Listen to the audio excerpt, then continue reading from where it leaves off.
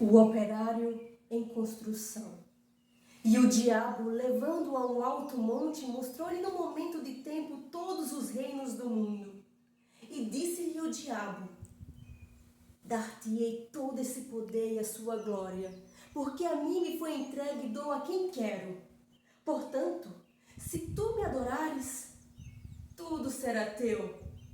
E Jesus, respondendo, disse-lhe: vai-te, Satanás, porque está escrito: adorarás Senhor teu Deus e só a ele servirás. Lucas capítulo 5, versículo 5. Era ele que erguia casas onde antes só havia chão. Como um pássaro sem asas, ele subiu com as casas que lhe brotavam da mão. Mas tudo desconhecia de sua grande missão. Não sabia, por exemplo, que a casa de um homem é um templo sem religião, como tampouco sabia que a casa que ele fazia, sendo a sua liberdade, era a sua escravidão. De fato, como podia um operário em construção compreender por que um tijolo valia mais do que um pão? Tijolos ele empilhava com pá, cimento e esquadria. Quanto ao pão, ele o comia. Mas fosse comer tijolo, e assim o operário ia, com suor e com cimento, erguendo uma casa aqui, adiante um apartamento, além uma igreja à frente, um quartel e uma prisão. Prisão de que sofreria, não fosse eventualmente um operário em construção.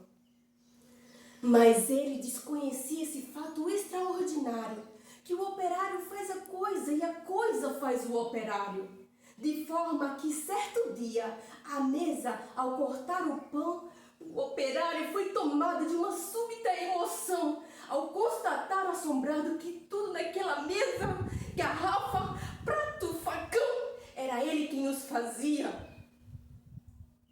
Ele, humilde operário, um operário em construção, olhou em torno, gamela, banco, enxerga, caldeirão, vidro, parede, janela, casa, cidade, nação. Tudo que existia era ele quem o fazia. Ele, um humilde operário, um operário que sabia exercer a profissão.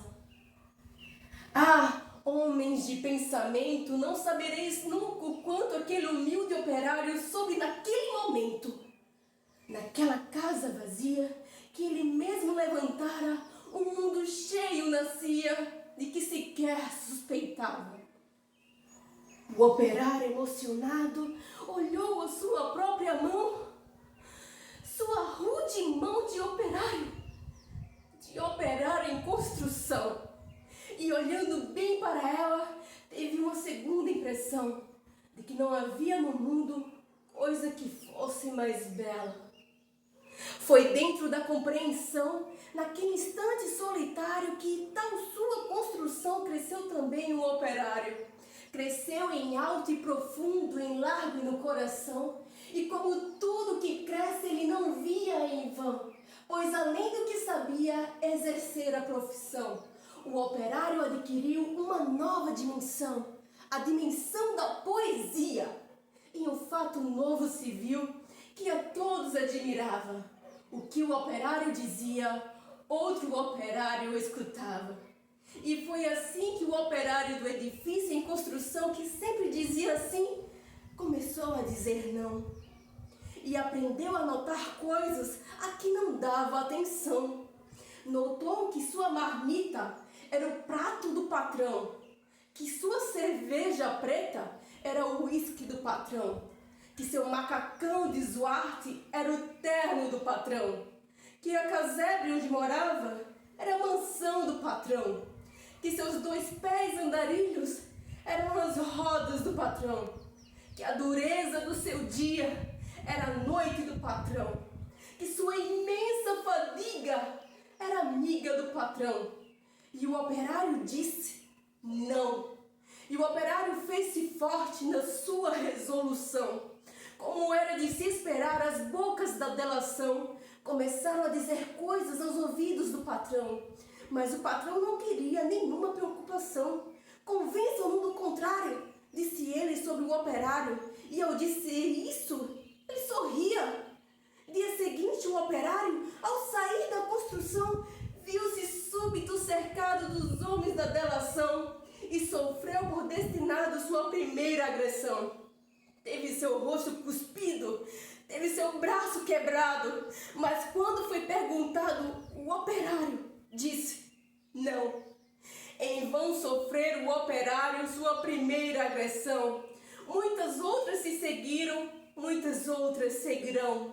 Porém, por imprescindível ao edifício em construção, seu trabalho prosseguia e todo o seu sofrimento misturava-se ao cimento da construção que crescia. Sentindo que a violência não dobraria o operário, um dia tentou o patrão dobrá-lo de modo vário, de sorte que foi levando ao alto da construção e no momento de tempo mostrou-lhe toda a região e apontando-o ao operário, fez-lhe esta declaração: dar-te-ei todo este poder e a sua satisfação, porque a mim me foi entregue e dou a quem bem quiser. Dou-te tempo de lazer, dou-te tempo de mulher, portanto, tudo o que vês será teu se me adorares. E ainda mais, se abandonares o que te faz dizer não. Disse e fitou o operário que olhava e que refletia, mas o que via o operário o patrão nunca veria. O operário via as casas e dentro das estruturas via coisas, objetos, produtos, manufaturas. Via tudo que fazia o lucro do seu patrão e em cada coisa que via, misteriosamente havia a marca da sua mão. E o operário disse não.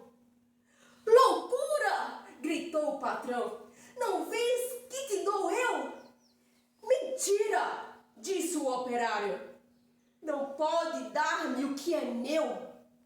E um grande silêncio fez-se dentro do seu coração. Um silêncio de martírios, um silêncio de prisão. Um silêncio povoado de pedidos de perdão. Um silêncio apavorado, com medo e solidão. Um silêncio de torturas e gritos de maldição. Um silêncio de fraturas a se arrastarem no chão. E o operário ouviu a voz de todos os seus irmãos que morreram por outros que viverão. Uma esperança sincera cresceu no seu coração. E dentro da tarde mansa agigantou-se a razão de um homem pobre e esquecido. Razão, porém, que fizerem o operário construído, o operário em construção.